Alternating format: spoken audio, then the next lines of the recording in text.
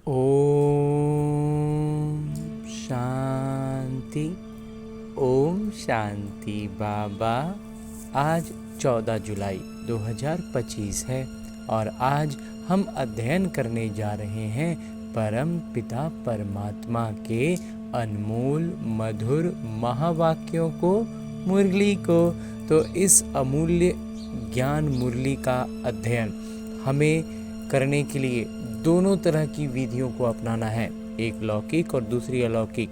लौकिक विधि ये है कि बड़े इत्मीनान से, फुर्सत से, अपने समय अनुसार, अपने स्थान अनुसार बैठना है और अपने हाथों में मुरली ज़रूर लेकर अध्ययन करना है। और अलौकिक विधि ये अपनानी है कि उस अध्ययन को आत्म अभिमानी स्थिति में आकर मुरली का अध्ययन करना है। क्योंकि फुर्सत से बैठेंगे, इत्मीनान से होंगे तो हम योग का अभ्यास में आएंगे। और अभ्यास में मुरली सुनने के लिए करना क्या है कि अपने इस स्थूल शरीर से के भान से अलग होकर अपने सूक्ष्म शरीर के साथ मैं आत्मा चलता हूँ मधुबन की धरा पर, और उसमें भी खास पांडव भवन के उस हिस्ट्री हॉल में जहाँ साकार रूप में मेरे बाबा मुरलियाँ चलाया करते थे। तो उस पवित्र स्थान पर परम पिता परमात्मा की उपस्थिति में आते ही मुझ आत्मा के सारे आत्मिक गुण, सारे आदि संस्कार सक्रिय हो जाते हैं। मैं आत्मा भरपूरता का अनुभव करता हूँ। पवित्रता, शांति, प्रेम और सुख का ऐसा सुखद एहसास जो पहले कभी नहीं हुआ, ऐसा सुख का अनुभव पाता हूँ जब मैं अपने बाबा के सानिध्य में पहुँचता हूँ। बाबा दृष्टि से मुझ आत्मा में ज्ञान, प्रकाश और अष्ट शक्तियों का प्रवाह करते हैं, जिससे एक ऐसे आनंद का सृजन होता है जो आनंद मुझ आत्मा को चारों ओर से ऐसे ढक लेता है, एक आवरण की तरह बन जाता है। और इस आवरण में मैं और मेरे बाबा आमने सामने एकदम निकट में विराजमान हैं। चैतन्य रूप में मेरे बाबा मेरे सम्मुख हैं और मुझसे बात कर रहे हैं। तभी तो मेरे बाबा मुझसे कहते हैं, मीठे बच्चे, बड़े बड़े स्थानों पर बड़े बड़े दुकान यानी सेंटर खोलो, सेवा को बढ़ाने के लिए योजनाएं बनाओ, मीटिंग करो, विचार चलाओ। हाँ जी बाबा।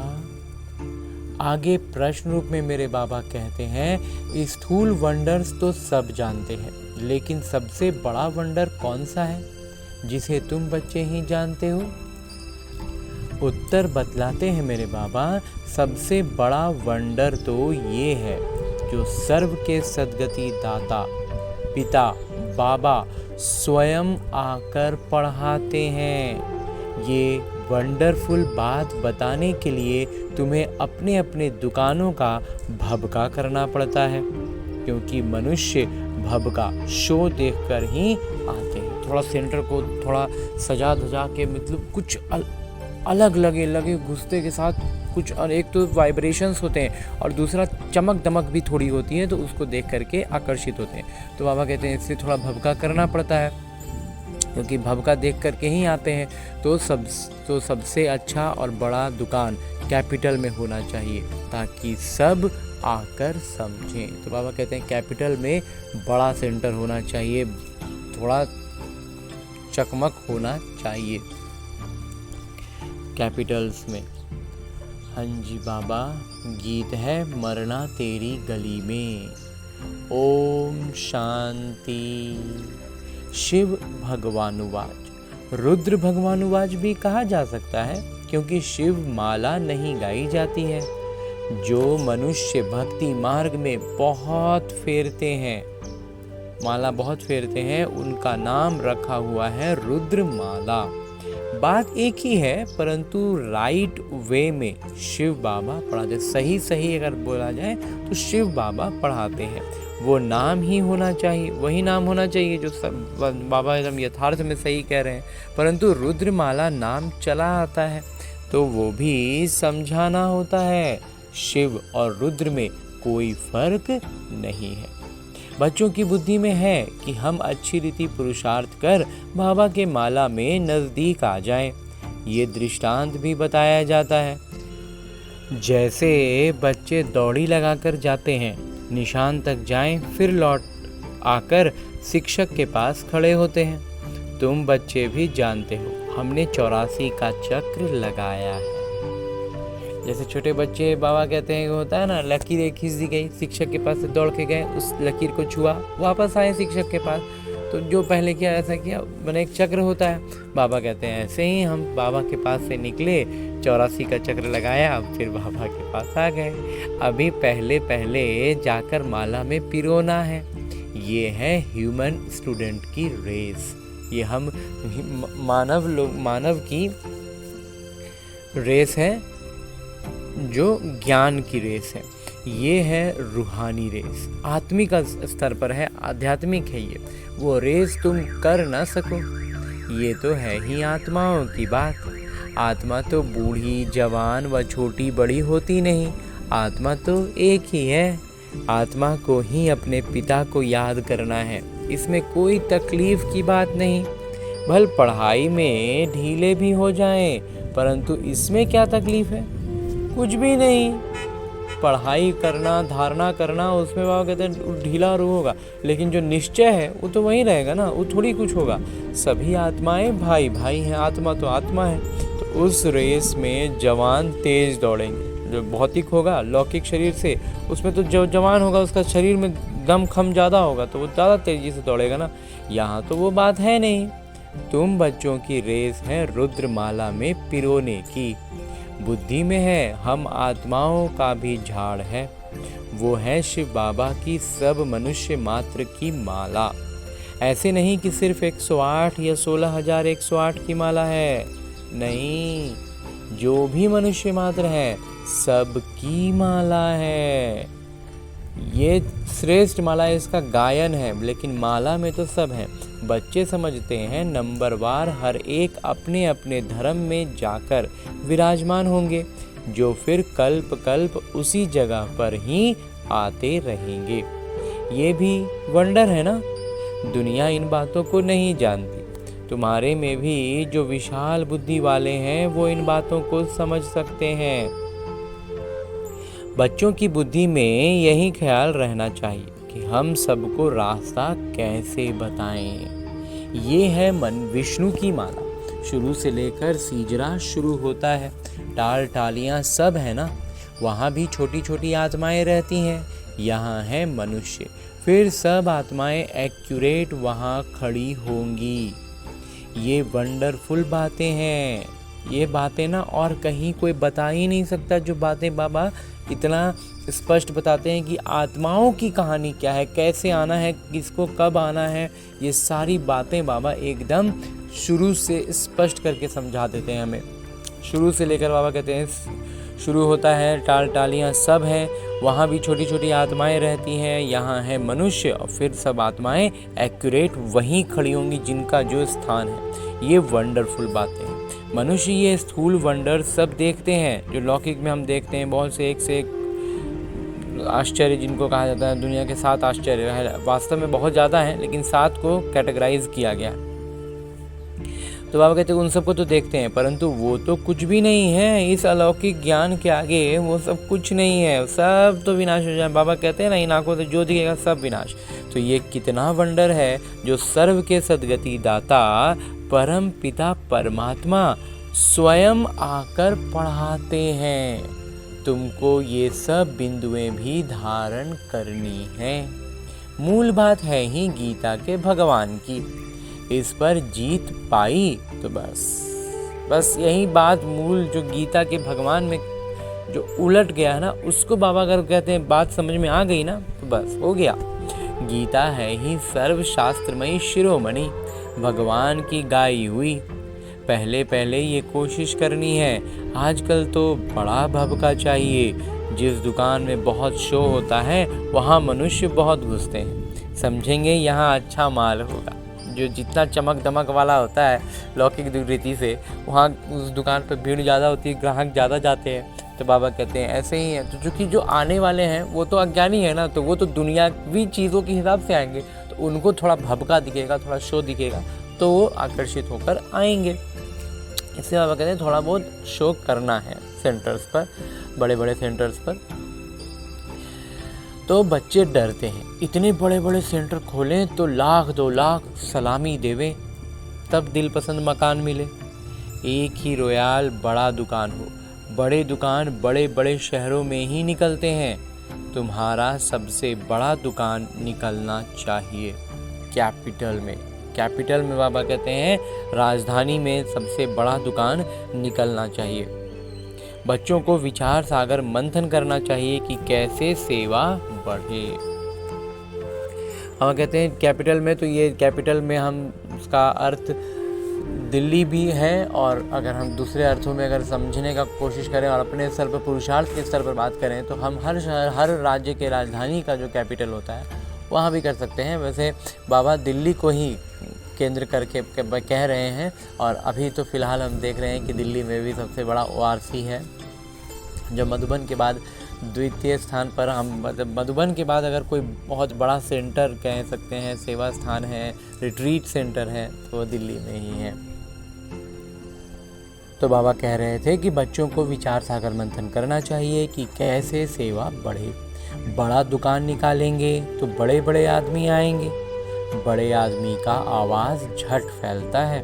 पहले पहले तो ये कोशिश करनी चाहिए, सेवा के लिए बड़े से बड़ा स्थान ऐसी जगह बनाएं जो बड़े बड़े मनुष्य आकर देखकर वंडर खाएं, और फिर वहाँ समझाने वाले भी फर्स्ट क्लास चाहिए। कोई एक भी हल्की बीके समझाती है तो समझते हैं शायद सब बीके ही ऐसी हैं, इसलिए दुकान पर सेल्समैन भी अच्छे फर्स्ट क्लास चाहिए। ये भी धंधा है ना, अलौकिक धंधा है। तो सेल्समैन बाबा कहते हैं अच्छा होना चाहिए। ढंग से नहीं समझाने वाला रहा ना तो फिर क्या होगा, बोलेंगे ऐसा लोग ऐसा ही होता है। चूँकि उनका सब ब्रह्मा कुमारियों का प्रतिनिधित्व वो कर रही हैं जो सामने वहाँ पे हैं।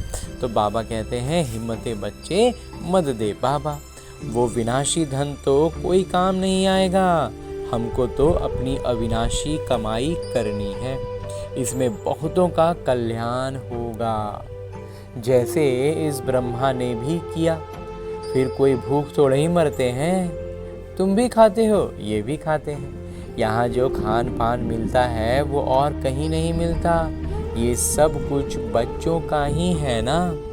बच्चों को अपनी राजाई स्थापन करनी है, इसमें बड़ी विशाल बुद्धि चाहिए। कैपिटल में नाम निकला तो सब समझ जाएंगे, कहेंगे बरोबर ये तो सच बतलाती हैं। विश्व का मालिक तो भगवान ही बनाएंगे, मनुष्य को विश्व का मालिक थोड़े ही बनाएगा। बाबा सेवा की वृद्धि के लिए राय देते रहते हैं, कैसे कैसे बढ़ाना है इसकी राय भी तो बाबा हमें देते ही रहते हैं। सेवा की वृद्धि तभी होगी जब बच्चों को फ्राक दिल होगी। जो भी कार्य करते हो फ्राक दिली से करो, कोई भी शुभ कार्य आप ही करना, ये बहुत अच्छा है। कहा भी जाता है आप ही करे सो देवता, कहने से करे वो मनुष्य, कहने से भी ना करे असुर।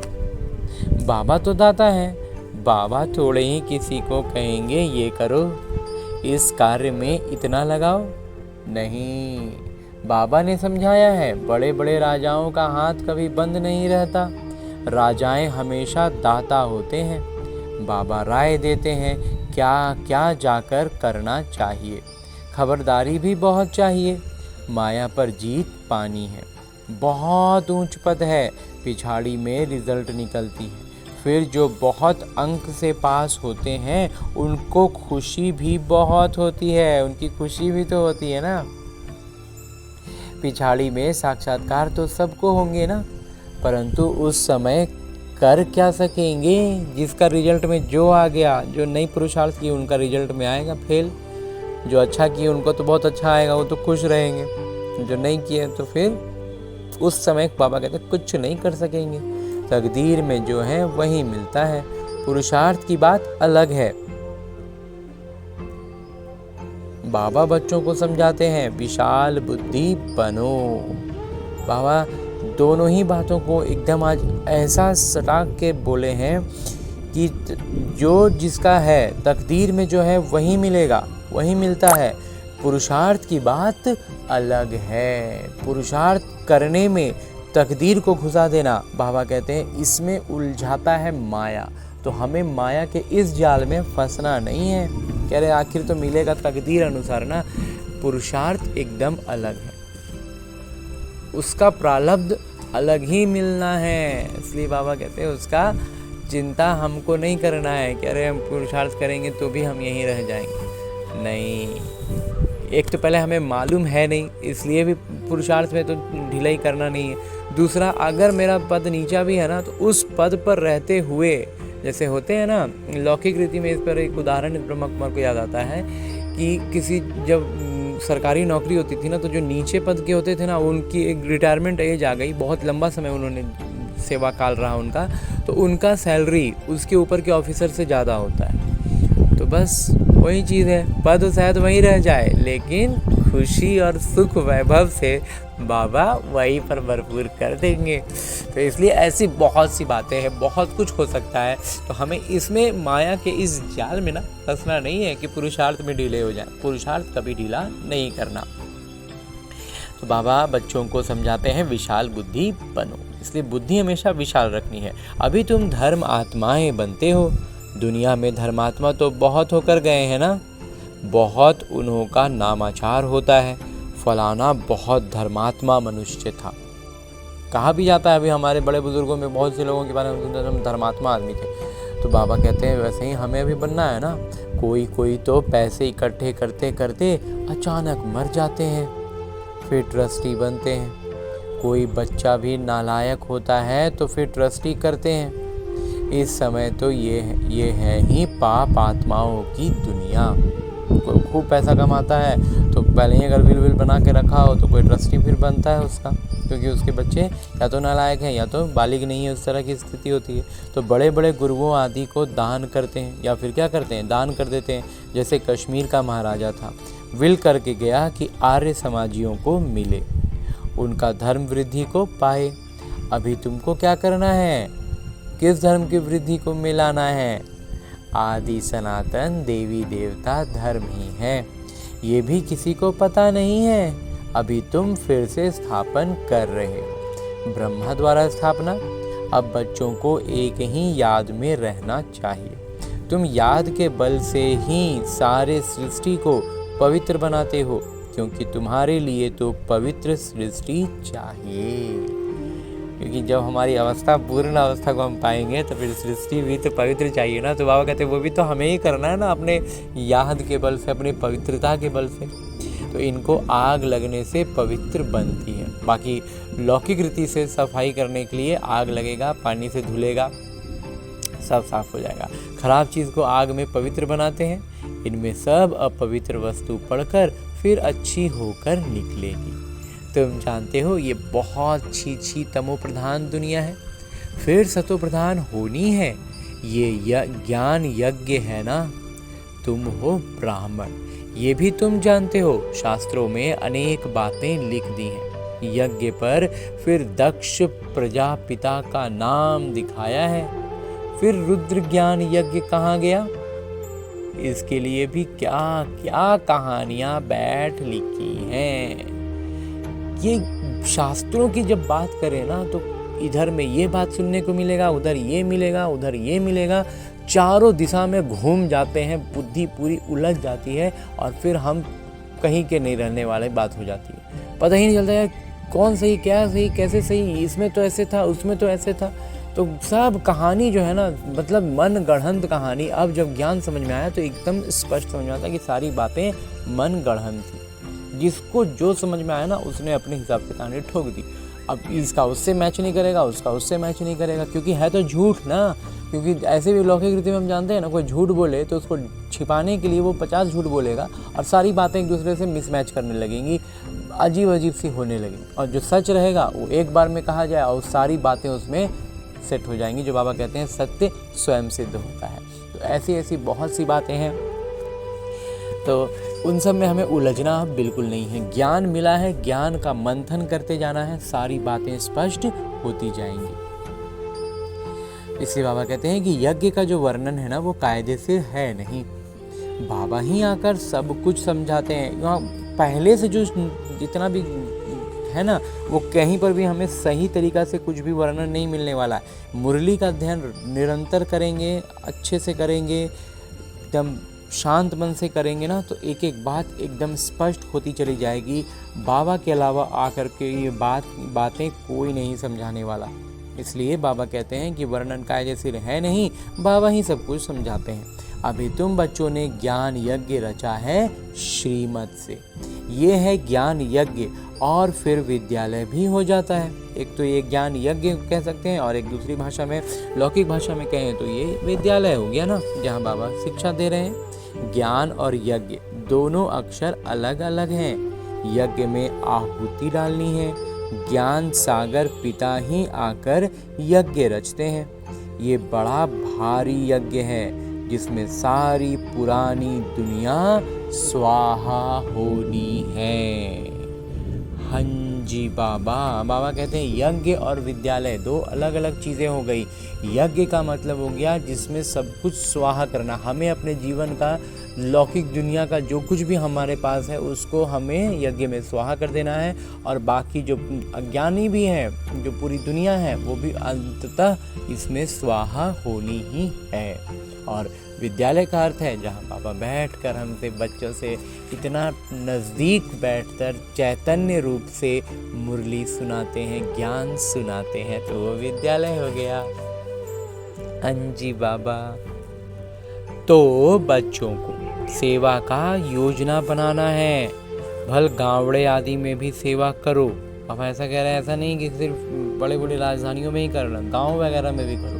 तुमको बहुत कहते हैं गरीबों को ये ज्ञान देनी चाहिए, सिर्फ राय देते हैं, खुद कोई काम नहीं करते, सेवा नहीं करते, सिर्फ राय देते हैं कि गरीबों को भी समझाना चाहिए, गांव में भी सेवा होनी चाहिए, कि ऐसा करो। बहुत अच्छा है, परंतु हमको फुर्सत नहीं है। हम राय दे दिए लेकिन हमको फुर्सत नहीं है। ज्ञान बहुत अच्छी है, सबको ये ज्ञान मिलनी चाहिए। अपने को बड़ा आदमी, तुमको छोटा आदमी समझते हैं, तुमको बहुत खबरदार रहना है। उस पढ़ाई के साथ फिर ये पढ़ाई भी मिलती है। पढ़ाई से बातचीत करने का अक्ल आ जाता है, मैनर्स अच्छे हो जाते हैं। अनपढ़े तो जैसे भुट्टू होते हैं, कैसे बात करनी चाहिए अक्ल नहीं। तो बड़े आदमी को हमेशा आप कह बात करनी होती है। यहाँ तो कोई ऐसे भी हैं जो पति को भी तुम कह देंगी।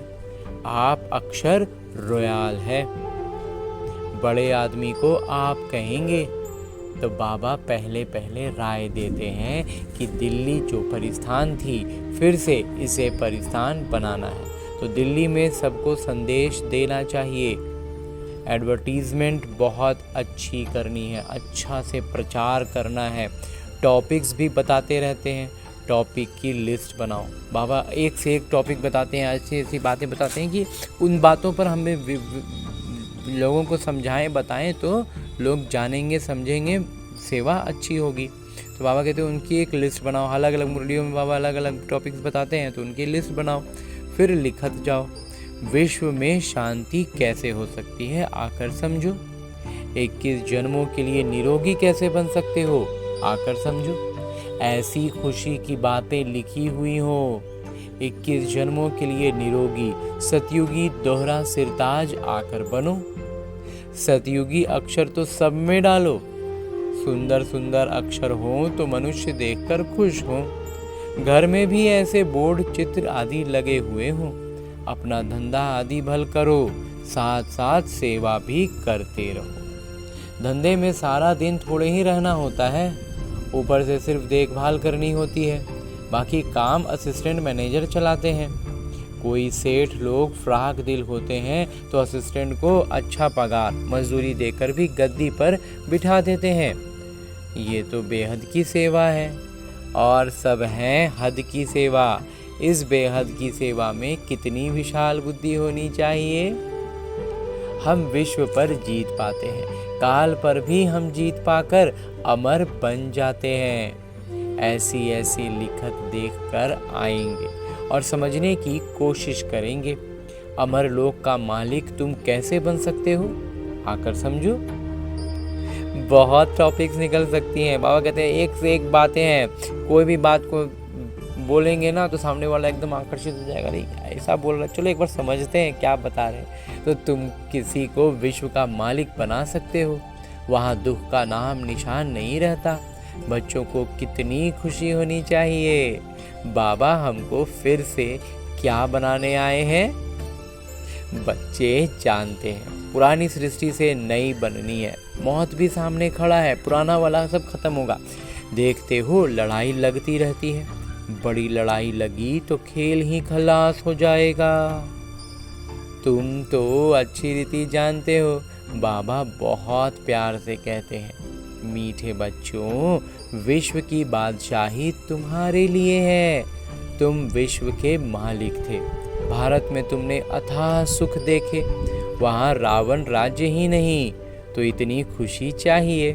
बच्चों को आपस में मिलकर राय निकालनी चाहिए, अखबारों में डालना चाहिए।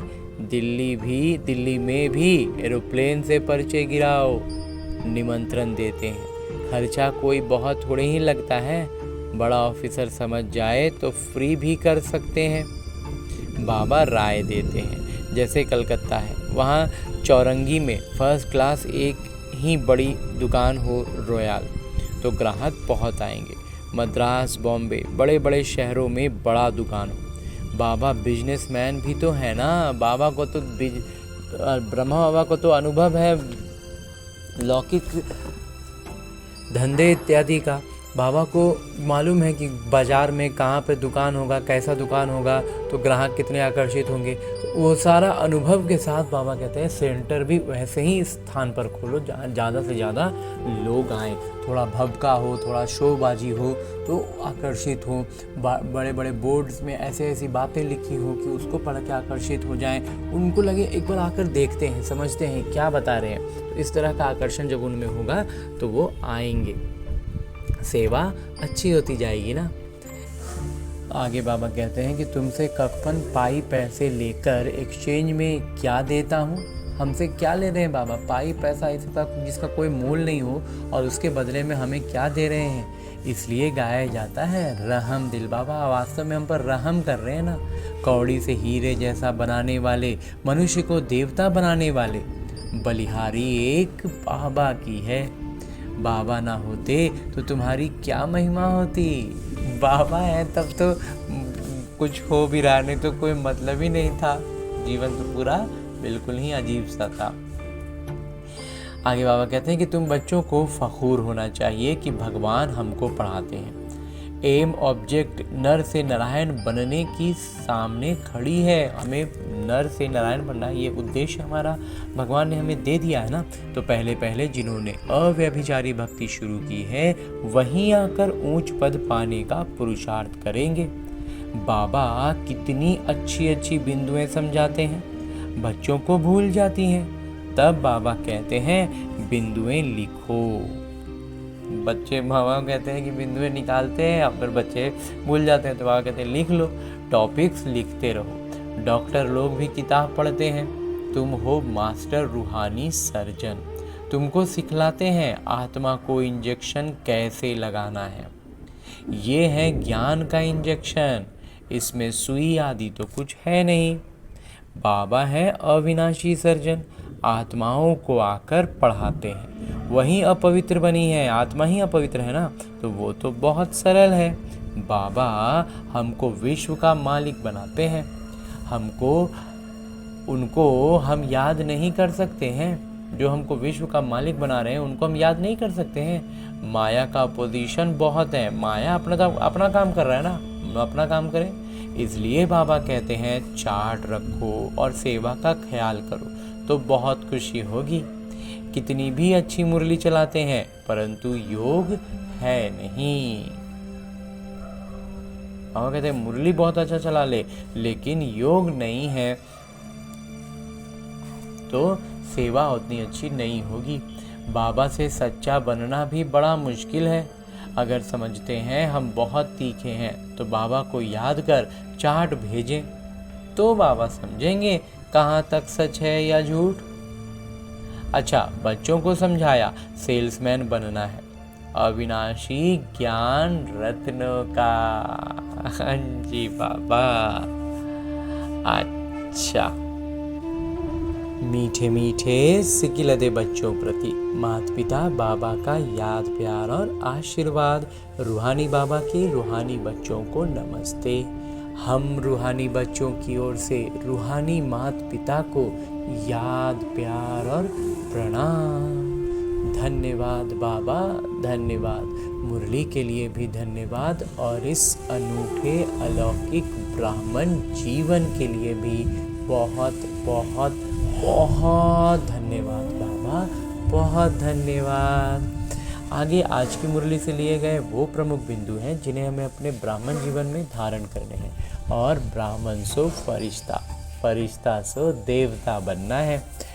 उसके लिए जो पहली बिंदु है वो है एम ऑब्जेक्ट को सामने रख, परम उद्देश्य को सामने रखना है और फखूर में रहना है। रूहानी सर्जन बन सबको ज्ञान इंजेक्शन लगाना है। और इंजेक्शन का अर्थ बाबा हमें इंजेक्शन का अर्थ हम समझें तो इंजेक्शन का अर्थ क्या होता है? जब खिलाते हैं ना कोई दवाई तो असर नहीं हो रहा है, ज़्यादा बीमारी बढ़ गया है तो डायरेक्ट इंजेक्शन लगाया जाता है तो वो कंट्रोल करता है। तो बाबा कहते हैं हमें अब उसी अवस्था में आना है। अभी कल की अव्यक्त मुरली में बाबा ने एकदम स्पष्ट कहा ना कि अब उनको सीधा अनुभव चाहिए। अज्ञानी आत्माओं की जब स्थिति है ना, ज्ञान समझाने से वो समझने वाली नहीं है, उस स्थिति में नहीं है। बोल असर नहीं कर रहा है, दवाइयाँ छूट रही हैं, दवाइयों का असर खत्म हो रहा है। तो इसलिए अब इंजेक्शन लगाना है। हमारी स्थिति इतनी श्रेष्ठ होना कि हमारी दृष्टि, हमारी उपस्थिति उनमें परिवर्तन लाए, उनको अनुभव कराए। और एक बार अनुभवी हो गए ना, बाबा का अनुभव कर लिया ना, तो बाबा कहते हैं दौड़े दौड़े आएंगे, छोड़ पाएंगे क्या। कल बाबा ने इतना ज़बरदस्त मुरली में एकदम हमें हमारे उद्देश्य से हमें अवगत कराया है। तो इस अभी फ़िलहाल का उद्देश्य लक्ष्मी नारायण का तो उद्देश्य है ही, और ये वर्तमान का उद्देश्य भी कि हमें बाबा की प्रत्यक्षता करनी है। तो इसलिए बाबा कहते हैं हमें ज्ञान का इंजेक्शन लगाना है, मतलब कि ऐसी अनुभव कराना है कि वो फिर पूरा का पूरा बदल जाए, उनमें परिवर्तन आ जाए। मुंह से ज्ञान समझाने से अब लोगों को समझने की स्थिति नहीं रही है। सेवा के साथ साथ याद का भी चार्ट रखना है तो खुशी रहेगी। तो अपना ख्याल पहले रखना है, क्यों? क्योंकि हमारी स्थिति से ही तो उनकी सेवा होगी ना। दूसरा है बातचीत करने के मैनर्स अच्छे रखने हैं। आप कह बात करनी है, हर कार्य फ्राक दिल बनकर करना है। हर कार्य को करने में एकदम फ्राक दिल रहना है। शिष्टाचार, ये शिष्टाचार की भाषा होती है जो हम आप कह के संबोधित करते हैं, और हर बात में, तहजीब में, लहजा में, हमारी बात करने के तरीके में वो शिष्टाचार जब झलकता है ना, तो सामने वाला व्यक्ति उसके कारण भी बहुत प्रभावित होता है। भाषा में शुद्धता होती है, हर चीज़ का फ़र्क होता है। क्योंकि यहाँ पर हम कई बार इस ब्रह्मा कुमार ने देखते हैं कि हम कई बार चूँकि बाबा से बहुत क्लोज हो चुके हैं, और वो भाषा में भी देखते हैं कि बाबा ऐसा करता है, बाबा ऐसा करता है, हम ऐसा कहते हैं। लेकिन जब हम बाबा खुद कहते हैं कि जब यहाँ लौकिक दुनिया के जो थोड़े अधिकारी हैं या थोड़े भी उच्च पद वाले हैं, उनको आप कह के संबोधित किया जाए तो मेरे बाबा कितने ऊंचे हैं। तो उनको कभी भी करता है नहीं करके हम करते हैं, बाबा ऐसा करते हैं, ये कहने से दिल में संतुष्टि होती है कि मैं बाबा से, ये कोई फॉर्मेलिटी नहीं कर रहे हैं, ये बिल्कुल दिल से ही वो भावना निकलती है कि किसी भी आदरणीय को, अपने लौकिक माता पिता को हम तुम तड़ाक करके, तू तड़ाक करके, हम किसी लौकिक में एकदम जो जिगरी दोस्त होता है उसके अलावा किसी को नहीं कह सकते हैं तू तड़ाक करके हैं। तो इसलिए फिर, लेकिन ऐसा भी नहीं है कि माता पिता को हम आप कह के बात कर रहे हैं तो हम उनसे प्यार नहीं कर रहे हैं, उनका सम्मान भी नहीं कर रहे हैं, सब कुछ कर रहे हैं, लेकिन भाषा हमारी ऐसी रहती है तो खुद में भी लगता है कि मैं जब आदर से बात कर रहा हूँ तो फिर हम दूसरों से भी उम्मीद करते हैं लौकिक रीति में अपने माता पिता से कि दूसरे भी आप करके बात करें। तो बिल्कुल ऐसे ही मेरे बाबा के साथ भी है। जब मेरे बाबा इतने श्रेष्ठ हैं तो हम उनको तुम करके करता है, करो बाबा ऐसा करो, ऐसा नहीं कह के हम बाबा ऐसा करते हैं, बाबा ने ऐसा किया है। तो भाषा का बहुत फ़र्क हम खुद में अनुभव कर पाएंगे। तो ऐसी छोटी छोटी बातें हैं, शिष्टाचार की बातें हैं जो इस ब्रह्मा कुमार का अनुभव रहा है, जो मंथन रहा है। बाकी सब बाबा के सभी बच्चे हैं, क्या अपना अपना खुशी है और अपनी अपनी निकटता है। आगे मेरे बाबा वरदान दे रहे हैं। वरदान देते हुए मेरे बाबा कहते हैं, सर्व कर्मेंद्रियों की आकर्षण से परे कमल समान रहने वाले दिव्य बुद्धि और दिव्य नेत्र के वरदानी भव। बाबा कहते हैं सर्व कर्मेंद्रियों का आकर्षण से एकदम पूरा परे हो जाना है, कमल के समान वास्तविक अर्थों में बनना है, जिससे क्या होगा, हमारी बुद्धि दिव्य हो जाएगी, हमारा नेत्र दिव्य हो जाएगा। और इस वरदान से बाबा हमें ओतप्रोत कर रहे हैं।